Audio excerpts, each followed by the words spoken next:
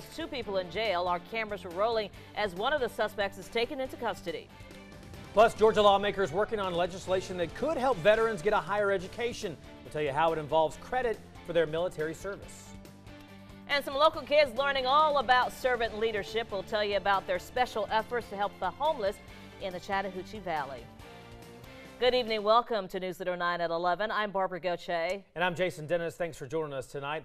Our top story, 2 people are in police custody tonight after leading police on a high-speed chase. And News Leader 9 was there when the crash ended and has exclusive video of one of the suspects being arrested. Our Annie Hubble joins us live now in studio with more details in our top story. Annie?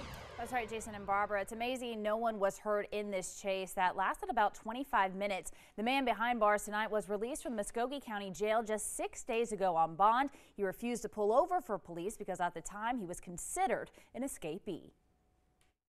A high-speed police chase began in Lee County on Highway 280 near mile marker 119 Thursday afternoon and ended in a crash on Hamilton Road near Alexander Street in Columbus. GMC SUV come flying up Alexander Street in front of our store, flew straight through the stop sign, way too fast, out of control. The older model Chevy Blazer hit the sign of a collision center before flipping into a ditch. I just looked out the window and saw the green vehicle run and hit our sign, go off, and then go in the ditch, flip on its side, and flip back over. Alabama State Troopers confirmed 37-year-old Christian Couch was wanted by the Muskogee County Sheriff's Office for auto theft and burglary in the first degree. He was considered an escapee after cutting off his ankle bracelet while out on bond. A trooper attempted to pull Couch over for speeding around 3:20 Central Time this afternoon on 280 before he took off. Couch led authorities on a high-speed chase weaving in and out of traffic that lasted about 25 minutes before he eventually crashed. A lot of traffic, a lot more than we normally see. Couch is now facing numerous traffic violations as well as attempted assault in the first degree, reckless endangerment, and attempting to elude. His female passenger was also taken into custody but is not facing charges at this time. Freak accident that it came with this side of the neighborhood. Fortunately, no one was hurt in the incident. Authorities say Couch could be facing more charges. In the studio, Annie Hubble, WTVM News Leader 9.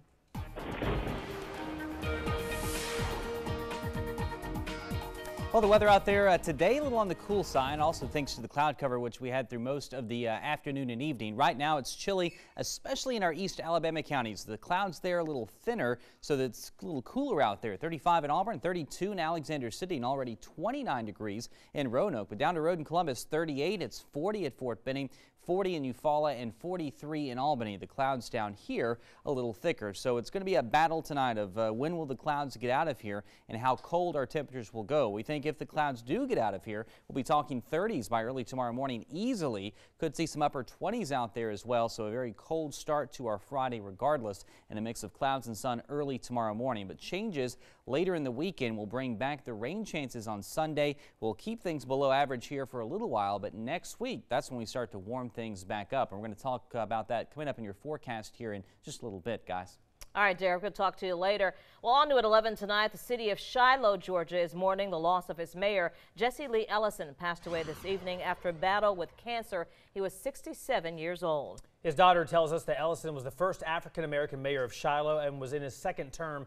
He'd also served on the Shiloh City Council and had retired from his job working for the Harris County School District. He leaves behind a wife of 41 years and a host of children and grandchildren. Funeral services for Mr. Ellison have not yet been made. 3 suspects in a double shooting in Columbus that left 1 man dead are due in court in the morning. Curtis Williams, Richard Gilliam, and Thomas Williams are all charged with murder in the death of Gerald Hightower. He was shot and killed off Calvin Avenue last month. Another man, Kaminsky Robinson, was injured. These latest 3 suspects were arrested this week in connection to the shooting, and all 5 suspects have been charged in the January 7th killing. Well, 2 exotic dancers in Columbus are in trouble with the law for showing too much. 23-year-old Portia Smith and 28-year-old Lisa Marie Pine were arrested by Columbus police. The club's manager, Donald Cook, is also facing charges. The arrests were at Club Paradise on Victory Drive. Smith was charged with adult establishment total nude touching. Pine was charged with adult-oriented establishment, platform touching, gratuity, and light touching. In Columbus, dancing fully nude at a club is illegal. Alabama Republicans are pushing to bring back the electric chair and also prayer in schools when the state legislative session starts next month. Today, Speaker of the House Mike Hubbard of Auburn spoke to News Leader 9 about some of the big issues up for debate. During our interview, Hubbard gave some insight on upcoming legislation his party will focus on when the session starts March 3rd. He says it's geared towards strengthening Alabama families through education and better economic incentives for new and existing businesses. This year's called Alabama First because we want to make sure Alabama is first in education, first in economic development, and then when it comes to Washington sending us down directives, we want to do what's best for Alabama first. Items on the agenda include the Student Religious Liberties Act that seeks to reestablish student-led prayer and religious expression in schools. Also, the Capital Punishment Preservation Act that would bring back Alabama's electric chair if needed. Speaker Hubbard also spoke about the pressure he and his family are under as he prepares for a legal fight since he was indicted last year on 23 felony ethics violations. Still, Hubbard insists he is innocent. Well, a bill that will allow veterans to further their education headed to the Georgia State House. Bill 18 would help veterans continue studies in Georgia's technical colleges, giving them credit for their military experience. Veterans would be able to expand their college education to the technical system using their past skills. The bill, sponsored by Columbus Senator Ed Harbison, passed in the Senate last week. Here in our region, Columbus Tech already accepts military experience as credit for their students, but officials from that institution say the new legislation can help increase college enrollment. It reflects what Columbus Technical College has been doing for some time. The way you earn military-friendly college status is that you acknowledge the veterans that we serve in this community and you accept military credit for college credit. And we've been doing that for quite some time. What Ed's bill does is assure that all colleges, all the technical colleges, do the same. In 2014, over 1,600 students received VA educational benefits from Columbus Tech. New at 11, several children in our area have been very busy trying to help the homeless and families in need. Tonight, middle school students representing Jack and Jill of America Incorporated worked on their monthly community project. They organized and assorted donated food, clothing, and other items at the Mary Lee Bussey Clothes Closet and Outreach Ministry of First African Baptist Church in Columbus. For the children involved, this was a true learning experience. It's good for our children to see that we help all mankind, not just ourselves or our friends, but we help everyone. And that's a teaching tool that we want them to learn about. The children also sorted personal hygiene items like toothpaste, toothbrushes, soap, and deodorant, all to be distributed to the area's homeless in the coming days. Very nice. Coming up on the news at 11 today, hundreds gather to remember victims of the very first attack at the World Trade Center in New York. You'll see images of a special ceremony. Plus, the deadline to approve funding for one key federal agency is rapidly approaching. More on the fight to fund the Homeland Security Department coming up next.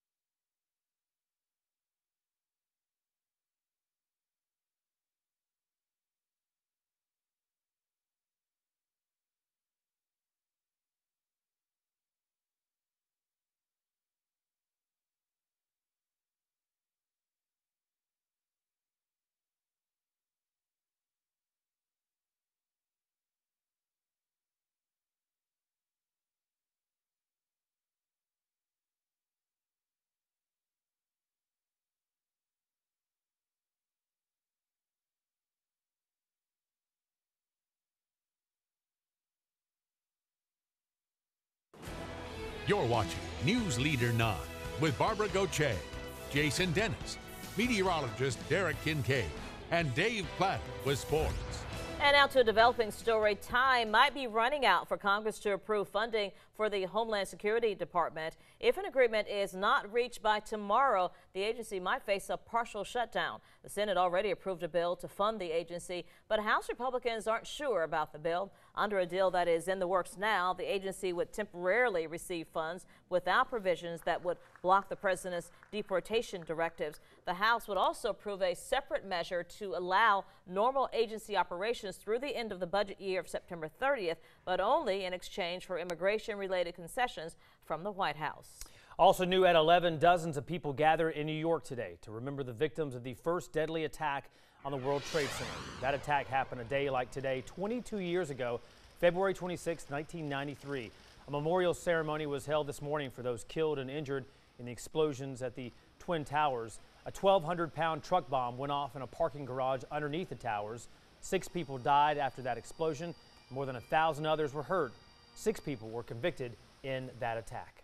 Well, President Obama and the First Lady, Michelle, say they are ready to go to Selma next month. The First Family made the comments today during a Black History celebration event at the White House. The Obamas say they want to commemorate the civil rights marches held there, including the assault on marchers known as Bloody Sunday. It was on March 7th, 1965, that Alabama state troopers used water hoses and dogs on marchers as they tried to cross the Edmund Pettus Bridge to protest the lack of voting rights for African Americans. Today, the president said it was important for all Americans to remember that day and what happened in Selma. What happened in Selma is quintessentially an American experience. Next week, Michelle and I and the girls will be traveling to Selma to pay tribute, not just as a president or First Lady or as African Americans, but as Americans.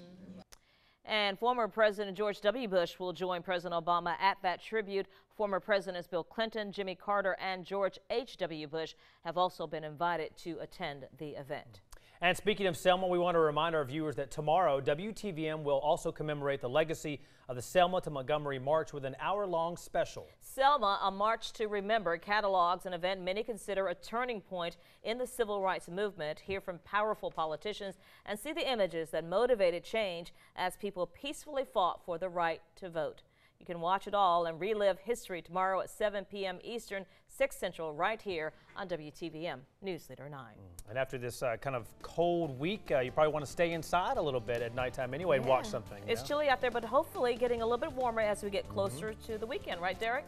That's right, guys. Below average today. We were at 48 for a high. The average high is 65, but I do think we're going to be a lot closer to that by Monday, Tuesday, and Wednesday of next week. So we'll be talking more about the warming trend ahead and just preview your weekend as well, coming up for you right after the commercial break.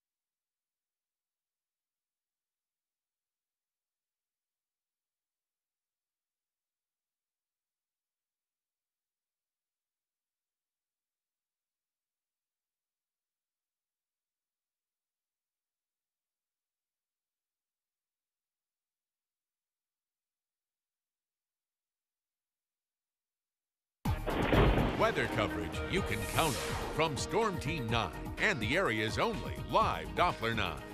Well, here's a look at that warming trend we've been telling you about. It's going to be cool for the weekend, still below average for us Friday, Saturday, and Sunday, but back in the 60s on Monday, and we should see the 70s around here by Tuesday of next week. So again, some big changes coming our way later on in the 7-day forecast as we get ready to bring in the month of March around here. So let's talk about the forecast for your drive on Friday morning. Heading out to school or work, it's going to be cold early on. 20s and 30s for lows. We'll call for a mix of sun and clouds, but no real other issues if you're making that commute. Then in the afternoon, highs will top out back in the mid-50s in a lot of spots. Skies, though, mostly sunny, so we do think we'll finally get rid of some of those clouds later during the day tomorrow and see that decent supply of sunshine. Friday's going to end up being probably the nicest day we'll see compared to Friday, Saturday, and Sunday. I think Friday's the good one out there for us. Now, tonight it's cold or cool, 37 in Columbus. Auburn's at 35. You'll note the temperatures in East Alabama a little cooler than the temperatures in parts of Georgia, especially on down to the south and east of Columbus. And the reason for that, here's their satellite view. So we're looking at the clouds a bit thicker there in parts of Georgia. On the Alabama side, the clouds have broken up quite a bit. So it's a question as to tonight, how long will those clouds hang around? When will they get out of here? And hopefully we'll get rid of them by early tomorrow morning. Our futurecast would agree with that. You'll see the clouds dissipating out there through the nighttime hours. We're still going to keep the forecast partly cloudy for you tonight. I think later in the afternoon tomorrow, that's when we're really going to start to see the sun back in full force, and that will allow temperatures to warm up a little bit higher than they were today. Now, by late Saturday, though, the clouds build back into the area from the south and east. You'll see those clouds coming up from the south and east there. And by Sunday, we're going to talk at least a chance of a passing shower, maybe some light drizzle out there during the day. So Sunday is going to be that day with a little bit higher of a rain chance. If you're heading out and about this weekend, Saturday would be the better of the 2 days to get stuff done. Monday, though, will bring back an even better chance of rain into the forecast. So stay connected with us, too. If you're going to be out and about tomorrow or the weekend, have a way to get in touch with us. Social media is a great way to do that. Twitter, Facebook, and Instagram. Find us there at WTVM Weather. The weather tab at WTVM.com, a great place to be as well. And don't forget about the WTVM Weather app when you are on the go. Tonight, down around freezing for a low. And then as we go through the day tomorrow, we'll bring back the sunshine. The winds switch around out of the north. A little breezy at times tomorrow, but overall, pretty nice day. And now in Auburn and Opelika, lows tonight down in the lower 30s. Could see some upper 20s around there as well. And highs tomorrow afternoon will be back into the upper 40s and low 50s. Yes, a cool day overall for you if you're out and about tomorrow, but at least the sun will make it feel a little bit better. Now, as we get into next week, you can see the chances of rain going back up. Looks like Monday, then again Wednesday into Thursday, the best chance of seeing any rain out there. Highs will stay in the 70s, we think, by Tuesday and Wednesday. So we do at least see some warmer weather changes in the 7-day forecast. So we got plenty of rain the last day or so, so we're okay without it for a while. We're all caught up on rain, so we're good for a while. Yeah, it's going to feel good next week, too. It really will. All right. Thank you, Derek. All right. Coming up on News Leader 9 at 11, those in the nation's capital who say they have the right to smoke pot are rejoicing tonight. The use of marijuana there is legal now, but as expected, some not happy with this. Plus, 2 major airlines are in the hot seat tonight. That after a memo revealing grave safety concerns comes to light. Hear what that memo is revealing. But first, here's a preview of what's ahead on WTVM News Leader 9 in the morning. Thanks. Tomorrow is week 4 of News Leader 9's Battle of the Bands. Here are our final contestant, and vote for your favorite to be crowned the winner. Join us for Battle of the Bands, plus your weather and breaking news updates. News Leader 9 morning starts at 5.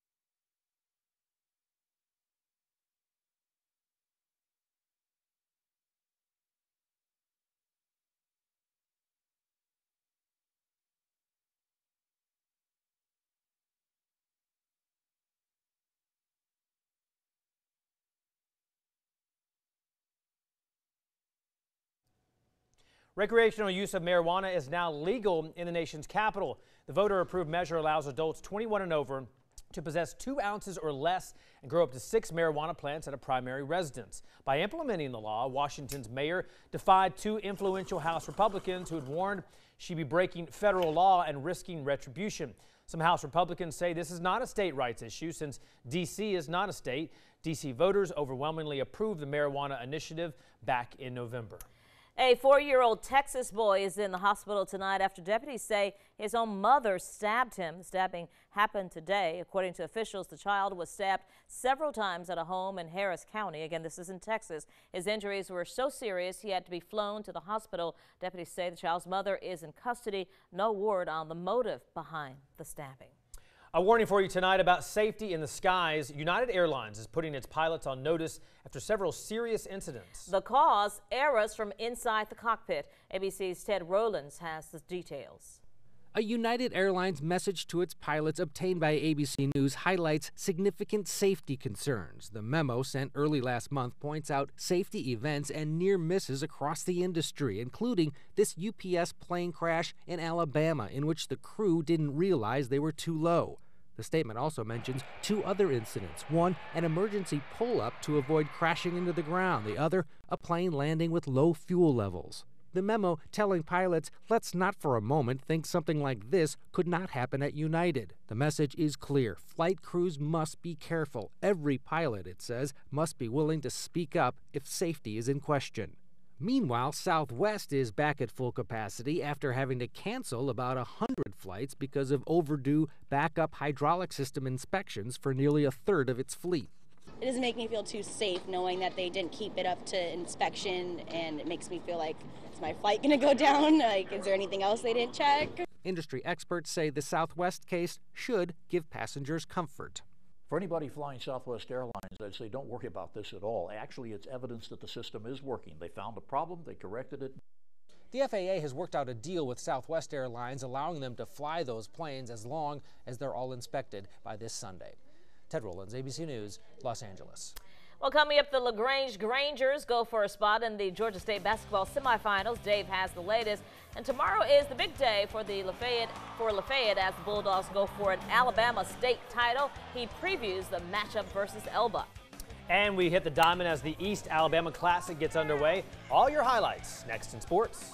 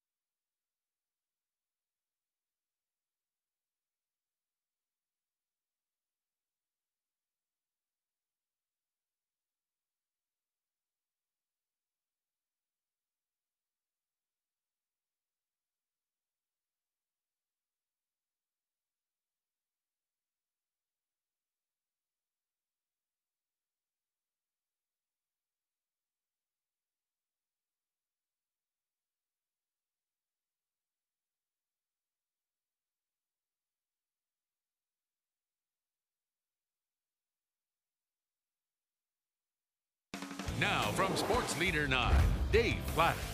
The last two nights, four of the area's five remaining Georgia Prep basketball teams still in the hunt for a state title had their seasons end on the road.